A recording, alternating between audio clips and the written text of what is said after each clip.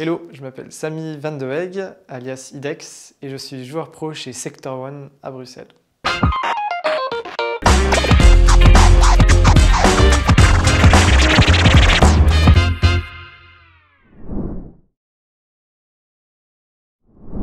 Du coup, oui, je suis rentré dans les jeux vidéo quand j'avais, je pense, la dernière fois que je me rappelle, j'avais 7-8 ans, mais ça a toujours été quelque chose que j'ai aimé en fait.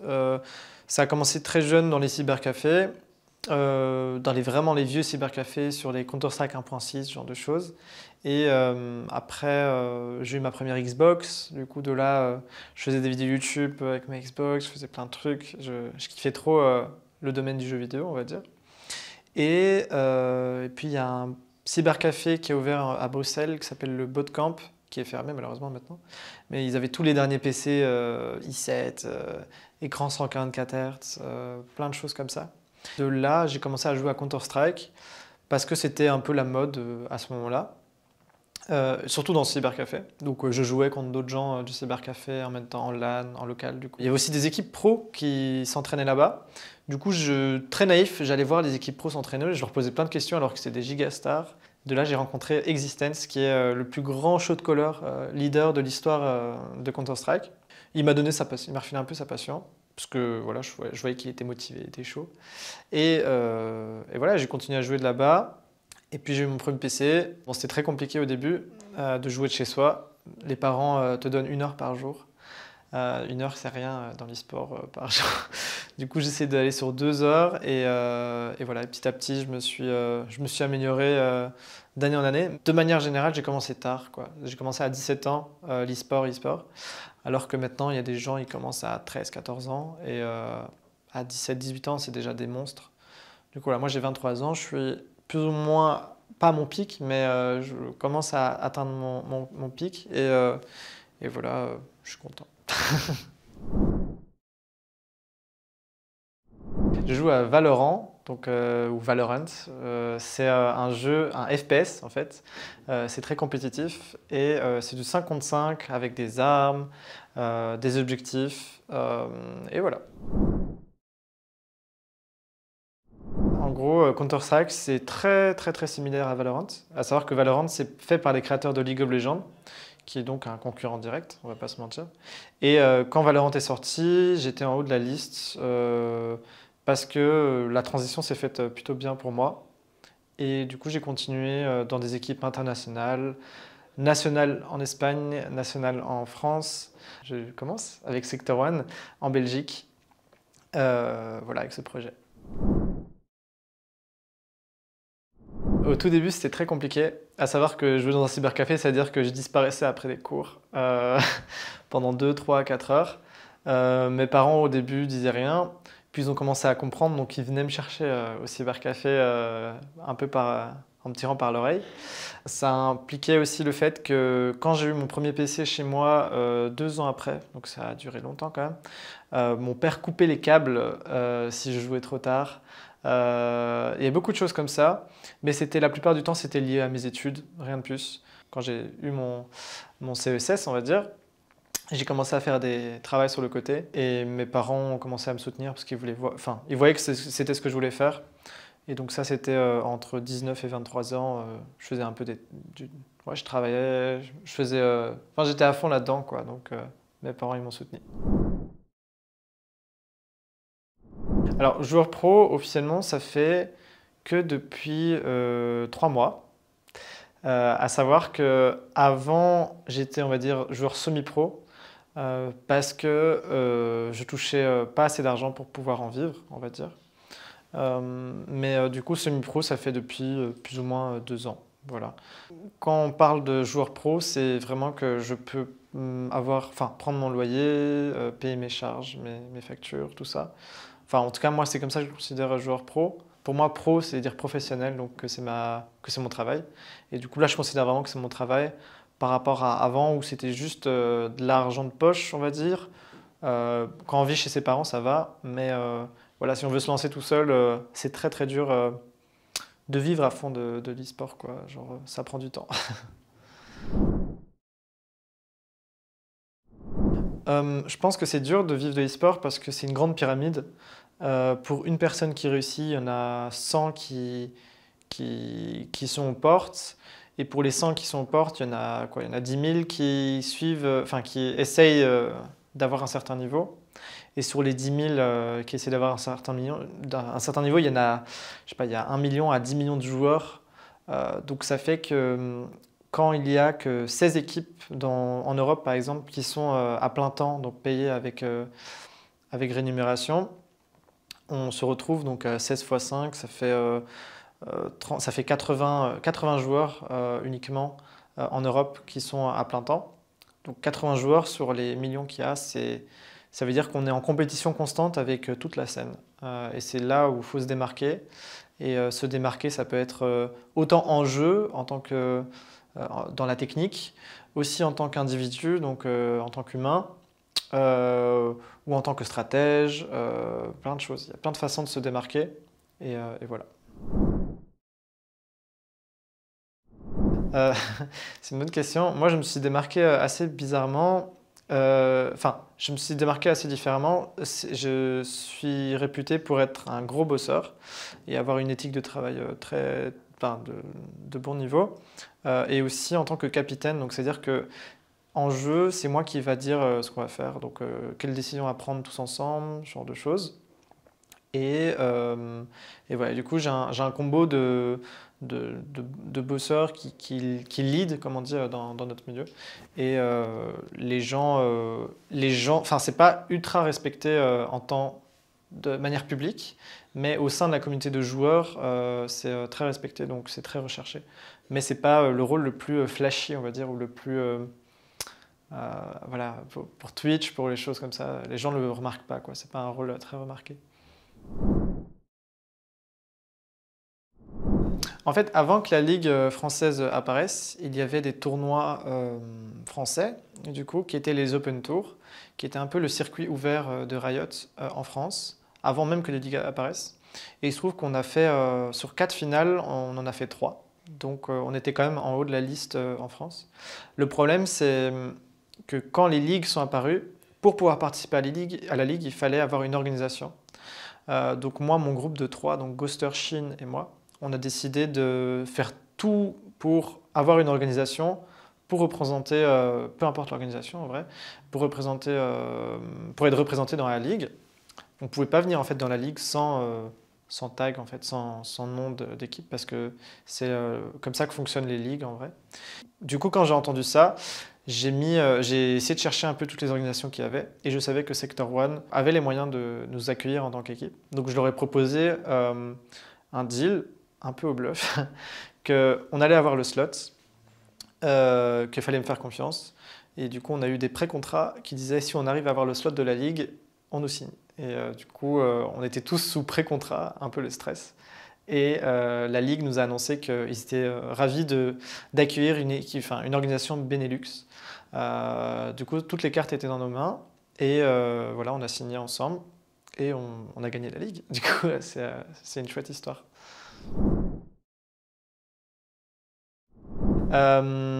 Donc on arrive dans une ligue qui est assez stack, c'est-à-dire qu'il y a beaucoup de grosses équipes, beaucoup de niveaux. Il y a Vitality, BDS, OG, Mandatory et 2 équipes moins connues comme Biginius et VMS. C'est que des équipes avec des joueurs très très forts individuellement.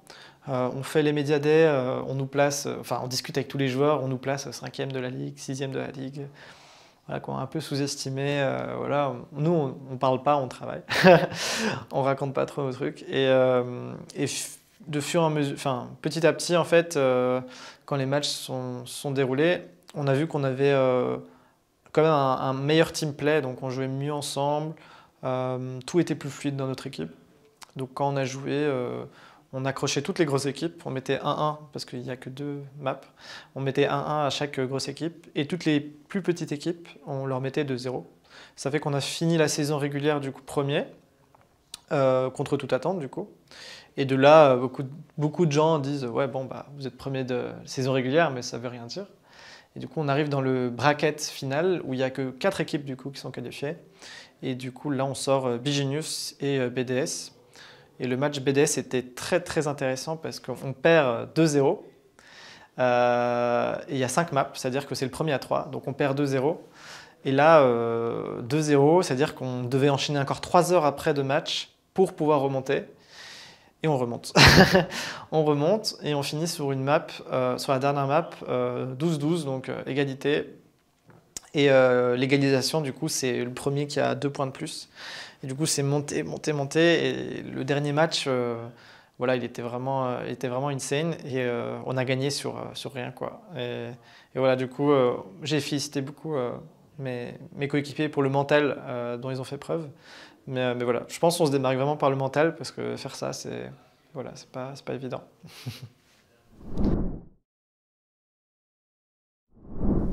Alors, pour rester calme, c'est une bonne question. Je pense que de base, de nature, je suis très calme. Donc, rester calme, ça m'a jamais vraiment demandé beaucoup d'énergie.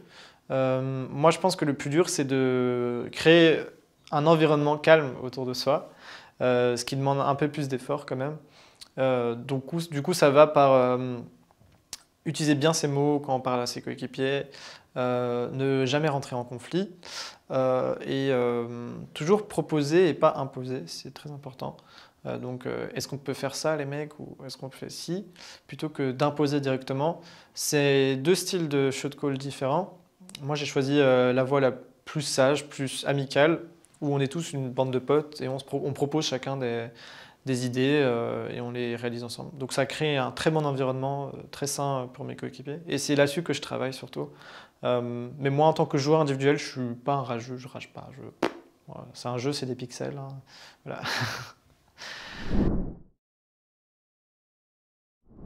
Bien sûr, avant un match, c'est une très bonne question. On a changé un peu nos entraînements avant de jouer. Avant un match, on fait ce qu'on appelle un warm-up prac. C'est-à-dire que au lieu de s'entraîner contre une équipe en Europe, peu importe, on s'entraîne contre une équipe un peu moins forte en Europe. Et on va faire en sorte de juste se chauffer la voix, chauffer l'IM, donc la visée, ce genre de choses.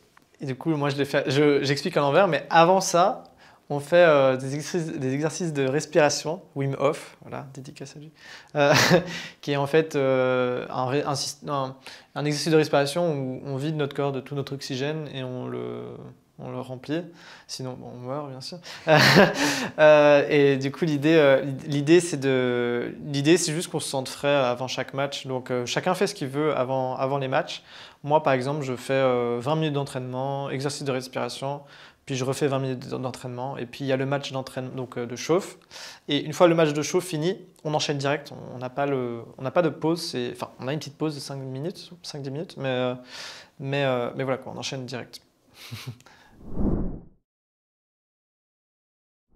Par semaine, on joue 5 fois par semaine, des fois 6 quand il y a beaucoup de tournois, beaucoup de matchs. Du coup, par jour, ça fait environ 6 à 8 heures, ça dépend vraiment des jours. Et par mois, je ne saurais pas dire, mais on prend pas en compte les vacances, quoi. Donc forcément, c'est juste 5 jours par semaine, tout le temps, quoi, presque tout le temps. Du coup, voilà. On a bien sûr des pauses qui sont des grosses pauses pour nous, des grosses pauses, hein. 2 semaines, voire un mois pendant le mois d'août. Mais c'est tout. On appelle ça le player break en août. Voilà, c'est un petit inside.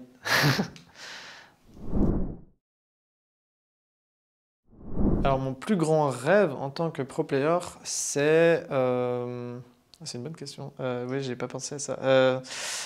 Mon plus grand rêve en tant que joueur pro, c'est juste d'être stabilisé dans la scène et ne jamais me poser de questions sur quel sera mon futur. Donc, à savoir que là, je suis chez Sector One, mais voilà, est-ce que la fin de contrat, je continuerai avec eux? Est-ce que j'ai d'autres opportunités dans le futur? Est-ce que j'ai envie de rester en Europe? Il y a plein de choses comme ça qui passent par la tête. Et moi, l'idée, c'est juste voilà, avoir fait assez de choses pour me dire que mes transitions entre chaque équipe soient assez simples, que mon agent il n'est pas à chercher que direct les offres et tout, que vraiment que je me pose plus de questions sur qu'est-ce que je veux faire plus tard, quoi. Est-ce que je dois reprendre des études, est-ce que je dois trouver un taf sur le côté. C'est ma passion, donc forcément j'ai envie d'en vivre Et voilà, dans le futur, même, je pense, mon rêve, c'est de pouvoir continuer dans le milieu, de devenir coach, même avoir une organisation, ce genre de choses. Moi, l'e-sport, c'est une grosse passion, du coup, forcément, tout domaine est bon tant que c'est dedans. Un agent, pour faire simple, c'est un peu un confident de la scène, dans le sens qu'il sait tout ce qui se passe, mais il ne peut pas en parler à tout le monde. Il sait quelle équipe est intéressée par quel joueur. Et de là, en fait, il va contacter les joueurs pour leur demander si oui ou non ils sont intéressés. Si le joueur est sous contrat, ça veut dire que l'équipe qui veut le joueur doit payer des frais de transfert. Donc, ça s'appelle un buyout, c'est-à-dire que c'est le prix que le joueur a sur son contrat ou que l'organisation impose. À savoir qu'un buyout, ça peut être n'importe quoi, hein. Ça peut aller de 10 € à 1 million. Le plus gros buyout, je pense qu'il y a eu, c'était 500 000 sur CSGO. Mais voilà, l'idée, c'est qu'en gros, quand tu veux aller d'une équipe à l'autre, l'agent s'occupe de tout ça. Et forcément, il prend une commission. Mais voilà. Et quand on est du coup sans organisation, là, on est du coup free agent, ça s'appelle. Et quand on est free agent, en fait, on n'a pas de buyout. Donc les équipes peuvent te prendre assez rapidement, peuvent te signer plus rapidement, plus simplement que si tu es en équipe. D'où le fait que les contrats dans l'e-sport sont généralement d'1 an. Et en décembre, il y a ce qu'on appelle le gros mercato, où il y a plein de joueurs qui n'ont plus de contrat ou qui ont encore une petite fin de contrat qui font que les joueurs, faut les acheter. Il y a plein de choses comme ça qui rentrent en compte. Et voilà, c'est la petite partie agent de l'e-sport.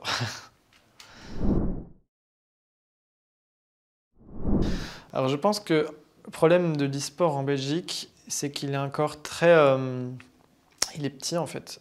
Je pense que le problème vient simplement de la culture. La culture de l'e-sport est encore très jeune en Belgique.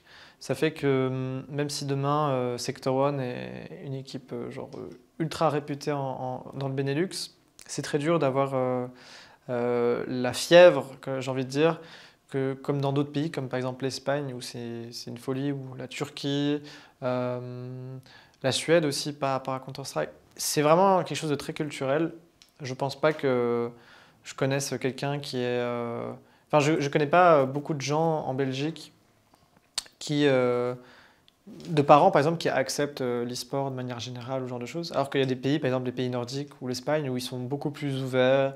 Il y a beaucoup plus d'enfants qui sont dans l'e-sport. Mais voilà, je pense que l'e-sport en Belgique reste un problème du domaine culturel et aussi démographique, bien sûr. On est grand sans être grand. Et il y a aussi le problème de la langue. Si on sépare maintenant la partie francophone de la partie néerlandophone, on se retrouve dans des ligues qui sont vues que par les néerlandophones ou des ligues qui sont vues que par les francophones.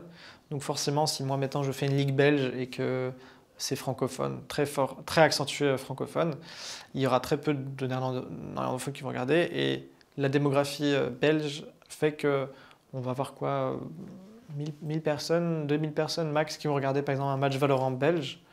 Non, j'exagère, moins. Genre, c'est très compliqué. Du coup, voilà. C'est juste une question je pense que c'est bête de dire ça, mais s'il n'y avait pas de Benelux, je pense vraiment que moi, je m'inclus, en tout cas à Bruxelles, dans la partie francophone française de la scène, parce que le Benelux, c'est très dur en fait, c'est très dur de mettre des frontières à une culture. Donc voilà, c'est très, très vaste comme question. Donc,